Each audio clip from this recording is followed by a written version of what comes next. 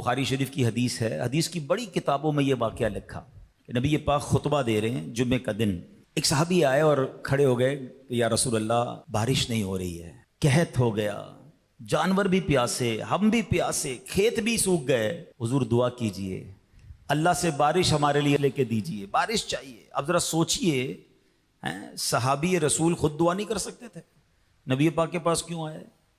صحابہ کا عقیدہ اس پوری حدیث میں آپ کو سمجھ آ جائے گا، ان کا بلیف، ان کا یقین کیسا تھا۔ اچھا، راوی کہتے ہیں جب نبی پاک جمعے کا خطبہ دے رہے نا، آقا نے ہاتھ اٹھائے اور بارش کے لیے دعا کی۔ اس وقت آسمان پر کوئی بادل نہیں تھا، آج کی زبان میں کہوں تو فور کاسٹ ویدر پریڈکشن بارش کی نہیں تھی، کوئی بادل نہیں تھا۔ راوی کہتے ہیں نبی پاک ابھی ممبر سے نہ اترے تھے کہ پہاڑ جیسے بادل آنا شروع ہو گئے اور دوران خطبہ بارش شروع ہو گئی۔ آقا ممبر سے آئے تو اتنی بارش ہو رہی تھی کہ نبی پاک کی داڑھی سے بارش کے قطرے گر رہے تھے، مبارک داڑھی سے گویا موتی گر رہے ہیں۔ اچھا، صحابہ خوش خوش گھر چلے گئے، مگر ان کو پتہ نہیں تھا کہ کرم کتنا بڑا ہو گیا ہے۔ جمعے کا دن تھا نا، پورا دن بارش، ہفتہ بارش، اتوار بارش، پیر بارش، نان اسٹاپ، ٹیوزڈے، ویڈنسڈے، اگلا جمعہ آ گیا۔ راوی کہتے ہیں وہی صحابی یا کوئی اور کھڑے ہو گئے، حضور کرم کیجئے، ہمارے کھیت ڈوب رہے ہیں، ہمارے گھر ڈوب رہے ہیں، حضور بارش رکوائیے۔ اگین بڑا ریلیونٹ کوسچن ہے بھائی، بارش اللہ کی طرف سے آتی، ادھر ہی دعا کرو نا۔ صحابہ جانتے تھے واہ کیا جود و کرم ہے شہ بطحا تیرا، نہیں سنتا ہی نہیں مانگنے والا تیرا۔ انہیں پتا ہے کہ رب کی بارگاہ میں ان کا مرتبہ کیا ہے، انہوں نے ہاتھ اٹھانے ہیں تو بارش آنی ہے۔ اب ذرا مزیدار بات سنو، نبی پاک یہ بھی دعا کر سکتے تھے کہ یا اللہ بارش کو روک دے، نہیں، اللہ کے حبیب کی اتھارٹی دیکھو، اللہ کے حبیب علیہ الصلوۃ والسلام کو رب نے کیسے کمالات سے نوازا۔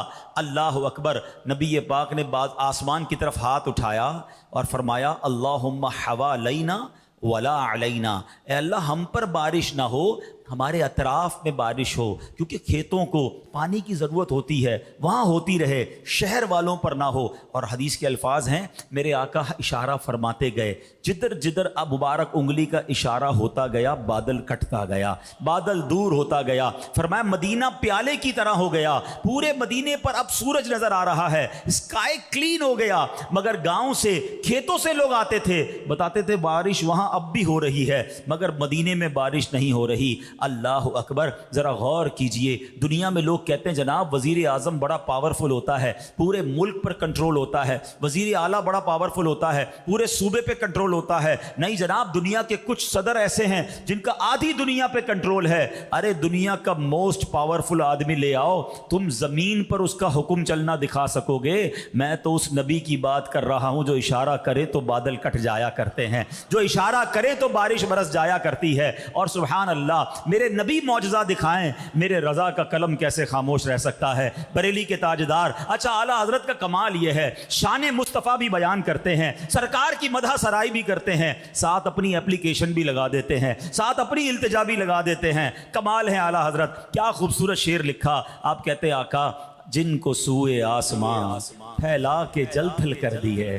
یا رسول اللہ، وہ ہاتھ، آپ کے ہاتھ تو اٹھتے ہیں، آسمان سے اتنا پانی برسا، حضور پورے مدینے کو آپ نے جل تھل کر دیا۔ یا رسول اللہ، ان ہاتھوں کا صدقہ ہمیں بھی عطا کر دیجئے، ان ہاتھوں کی خیرات ہمیں بھی دے دیجئے۔ آپ کیا لکھتے ہیں؟ جن کو سوئے آسمان پھیلا کے جل تھل کر دیے، جن کو سوئے